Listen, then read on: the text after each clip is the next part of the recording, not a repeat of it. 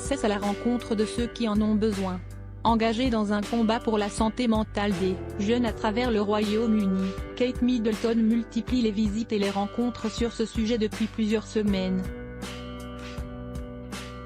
Après une visite à Bath, où elle s'était elle-même confiée sur ses nombreux doutes et ses difficultés d'intégration dans la famille royale, elle était, ce jeudi à Londres dans un centre spécialisé dans la santé mentale chez les jeunes, où elle a rencontré de nombreux enfants. Sa première apparition depuis la course-poursuite dans laquelle Meghan Markle et le prince Harry ont été impliqués avec des paparazzi à New York et qui aurait pu être catastrophique.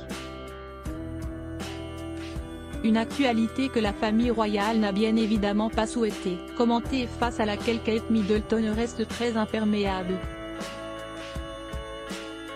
Franche, elle n'a pas hésité à dénoncer l'usage des réseaux sociaux, qui ont un véritable impact sur la santé des plus fragiles, et à appeler ses jeunes interlocuteurs à parler, sans médicaliser toutes leurs angoisses.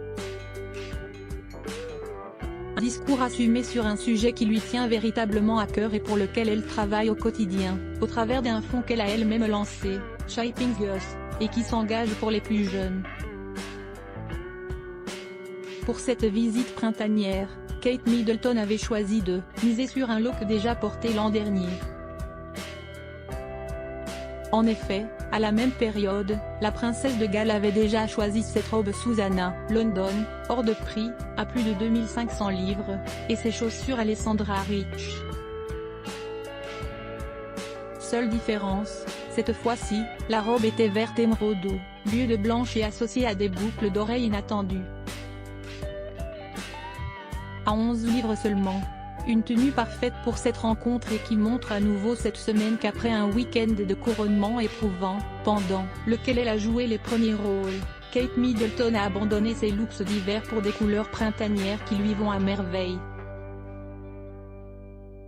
Que ce soit dans sa robe verte, en effet, ou avec le blazer jaune porté, il y a quelques jours à Bath, la jeune femme rayonne. Et elle rayonne. En solo, comme à chacune de ses sorties sur le sujet de la santé mentale, la princesse de Galles était seule, sans le prince William. Resté à la maison, celui-ci avait sans doute pour mission de s'occuper de leur petite famille.